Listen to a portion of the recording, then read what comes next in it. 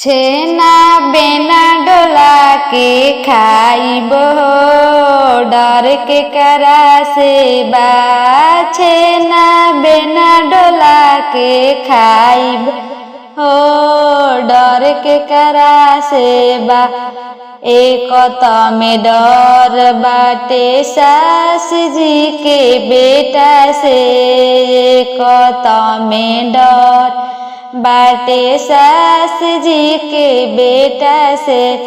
ऊ तो गईले लोधियाना हो, डर के करा से बा। ऊ तो गईले लोधियाना हो, डर के करा से बा।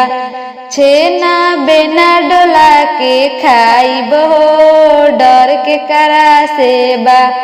दूसरे में डर बाटे ननद जी के भैया से, दूसरे में डर बाटे ननद जी के भैया से। ऊ तो गईले लोधियाना हो, डर के करा से बा। छेना बेना डोला के खाइब हो, डर के करा से।